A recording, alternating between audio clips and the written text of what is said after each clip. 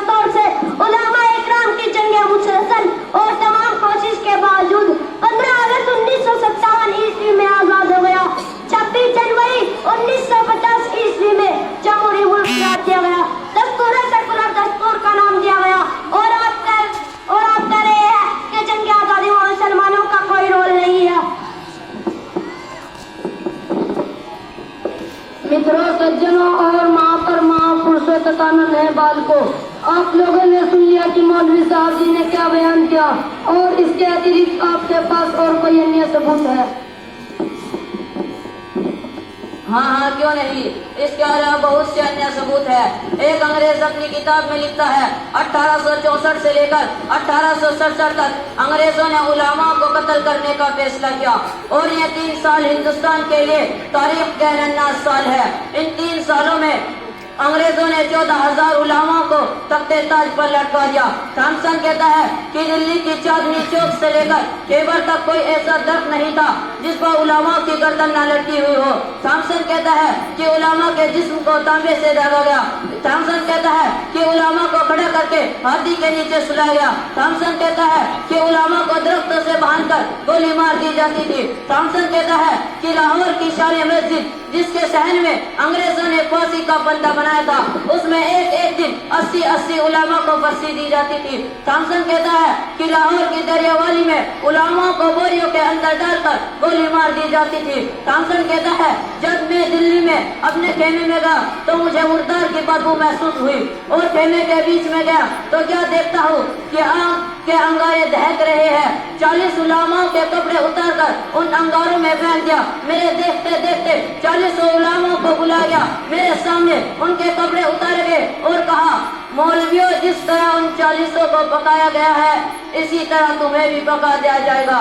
तुम सिर्फ एक आदमी कह दो कि हम 1857 की जंग आजादी में शरीक नहीं थे, अभी छोड़ देते हैं। लीजिए, आप ही के धर्म के मानने वाले लेखक साहब आपके सामने मौजूद है, आप उन्हीं से मालूम कर लीजिए। अगर मैं अपने में से किसी को हाजिर करूंगा तो आप कहेंगे ये तो आप ही के धर्म के मानने वाला है। अगर आपकी तरफदारी हुई तो और क्या करेंगे?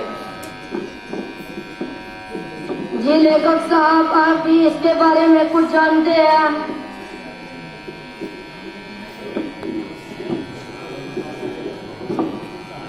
जी हाँ बाबा साहब, मुझे तो बहुत कुछ मालूम है कि जंगे आजादी में मुसलमानों का क्या रोल रहा है।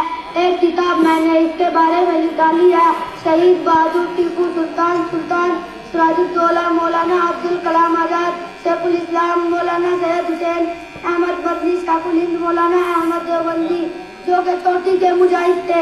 इनके अलावा भी मुसलमानों ने हिंदुस्तान के लिए अपना खून व जिगर को कुर्बान कर दिया।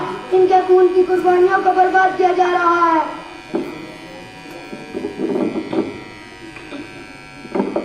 तमाम बातों पर विचार करने से पता चला है कि मुसलमानों का हिंदुस्तान को आजाद कराने में अहम रोल रहा है। लिहाजा इन बातों और मौलाना के बयान को मद्देनजर रखते हुए हम मुजरिम को रिहाई का ऑर्डर देते हैं। जिन मदारिस ने हर दौर में इतनी कुर्बानियां पेश की हो, मदारिस इस्लामिया दहशतगर्दी का केस हो सकता है और उन्होंने ट्रेजिट और आतंकवादी क्यों कहा जाता है, क्योंकि दहशतगर्दी का कोई धर्म नहीं होता, ना तो हिंदू हो सकता है और ना मुसलमान।